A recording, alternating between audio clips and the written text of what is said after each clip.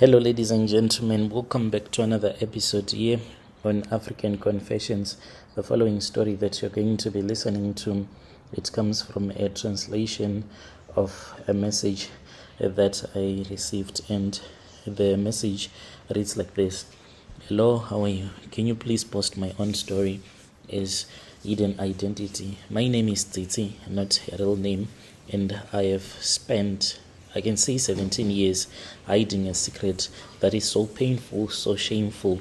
Whenever I look at my daughter, I always tell myself that I do not want her to go through what I had to go through, but I did it so that I can at least give her a brighter future.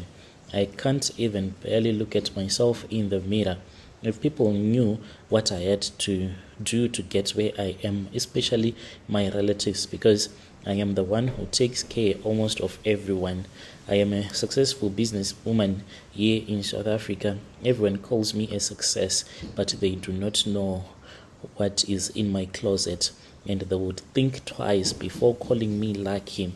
My story, even though I am married to a man who is wealthy and I am wealthy myself, a professional as well, mine is not about happiness, but it is about desperation, survival. You won't even believe what a human being will do so as to survive.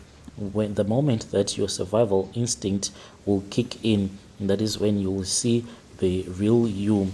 And now, each and every day, I try to piece my life together. I might be driving a very expensive car, but still, the life that I live, it is just empty. I was born and raised in Zim, in a very small village where poverty was just everywhere. Poverty was as much as a part of life as the air that we breathed. I loved my family dearly, but life was like a constant struggle. The economy was collapsing, jobs were just disappearing, and the future was not good at all. Like so many others, I dreamt of escaping, of building a better life somewhere else. I watched friends and neighbors move to South Africa, coming back only on rare occasions, usually in December, with stories of success, of the opportunities that could be found in South Africa. It sounded like a dream, like a word so different from the one that I knew. But for someone like me, with no real connections at all, getting to South Africa legally seemed impossible. Then one day, that was when I met a man. He had came to our country. He was a South African businessman. He was visiting our country on a short business trip. He was old, charming, and when he spoke, he made promises that felt like a salvation to me. Said that I was smart and beautiful. And this man, I'll call him Walter. Walter was everything that I thought I needed. A man with money, connections, and a home as well in South Africa. He told me that if I married him, he could give me the life that I had been dreaming of, a life of security, comfort, and a chance. He even suggested to get a South African citizenship. To me, this felt like a miracle. It felt like God had finally answered my prayers, but I was young and naive, too focused on the possibilities of my future to think carefully about what I was getting myself into with this stranger. Just for my documentation, I did not know that Walter was different. Like, he was a cool guy, he's a good man, like he has a good heart, he gives out to the poor, he has a charity organization, but the man has a dark side, a side that he only revealed once. He knew I was his. From the outside, he looks like a good man, wealthy, you can respect him, but inside, he needs to control. He has this dark desire to control the woman that he will be sleeping with. And I did not understand until, well, I don't know if I should say if it was too late, because already I was his. There was no way that I would ever walk away from him with the promises of success that he was promising me. At first, everything seemed perfect. Walter brought me to South Africa, bought me beautiful clothes, showed me around his world. I was overwhelmed, swept off my feet. I felt like I was living in a dream, like I was a princess. But soon he started making strange demands. They began as soon as we had gotten married to each other legally, so they began as small things, odd little requests that made me uncomfortable. He would ask me to do things that were degrading for a woman, things that makes you to feel like you are not a human being anymore. Each and every time when he would request that maybe I kiss him in other places that as a Christian woman you do not expect to do that, he would remind me that he was providing for me and that I was supposed to do this for him so that I can show him that indeed I am obedient to him. Then one day he asked me to do something that I could never imagine. Like, check, when you are married to a citizen of any country, it's almost as if your life is in their hands. It is up to them for you to get a citizenship or not. It's like slavery, almost like you are a slave to them. You have to constantly please that person for the duration.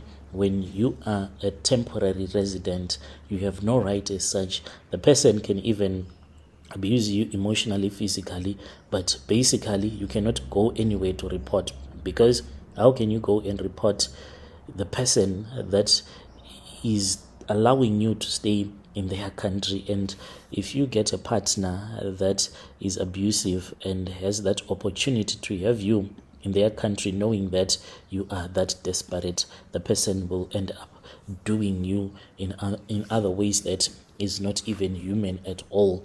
The treatment that I was getting, it was simply inhumane. I would be taken to different places, being taken good pictures, posting, and my family celebrating, but they did not know that I was staying with a narcissist. My husband, he suffers from narcissism, and it is very difficult. One day he asked me to do something that I never imagined. He told me that he wanted me to eat his poo. When he told me that this was what I was supposed to do, when I refused, he said, "Oh well, farewell. It means that then you'll be returning back home, because I don't think that I'll end up standing up for you when the time for your permit expires, because you need to prove to the Home Affairs that you are still staying with your husband. And if your partner does not want to prove, then it means that you automatically, then the permit is going to get revoked." He said that this was a test of my loyalty, since we were now moving into the second phase where I would be a permanent resident. He wanted me to prove to him that I was going to be loyal, and the only way in his sick mind for me to prove that I am loyal was to eat his poo. I wanted to refuse, to walk out, but I was terrified. My life here in South Africa was just beginning. I did not want to go back to Zim, to return to the poverty. He was molding me into becoming a successful businesswoman, so I stayed.